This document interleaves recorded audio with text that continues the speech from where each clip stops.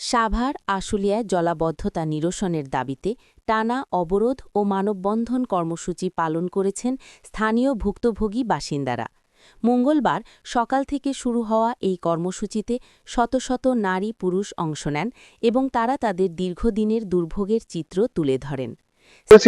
সচিব মহোদয় আমাদেরকে আশ্বস্ত করেছে আমরা ব্যবস্থা একটা নেব এবং এলিভেটেড এক্সপ্রেসওয়ে প্রজেক্ট ডাইরেক্টর উনি নিজ সরজমিনে এগুলো দেখে গেছে, দেখে দুঃখ প্রকাশ করছেন, উনি জেনে গেছেন, তারপর উনি আমাদের ব্যবস্থা নেয় নাই।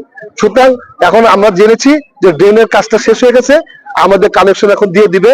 আমার কাছে এর আগে একজন জনৈক ইঞ্জিনিয়ার, নাম বলতে চাই না কারণ চাকরির ব্যাপার আছে, সেই জন্য জনৈক ইঞ্জিনিয়ার বলেছিলেন 15 দিনের মধ্যে এটা হয়ে গেলে আমরা লাইন দিয়ে দেবো। 15 দিনের জায়গায় 27 দিন হয়ে গেছে, আজকে 27 দিন কিন্তু আমাদের লাইন দিচ্ছে না। বিধায় আমরা আজকে জমায়েত হয়েছি। আমরা তাদের কাছে দাবি জানিয়ে গেলাম 48 ঘন্টার মধ্যে আমাদের কানেকশন দিয়ে দিতে হবে, পানির রাস্তা ফ্রি করে দিতে হবে। রাস্তার সামনে যে সকল ব্যারিকেড দিয়ে রাখছে, যে সকল বাধা দিয়ে রাখছে ওনারা এই প্লাম্বিং দিয়ে সড়ক অবরোধ করে রাখায় ওই এলাকায় দীর্ঘ যানজটের সৃষ্টি হয় এবং চরম ভোগান্তিতে পড়েন সাধারণ যাত্রীরা।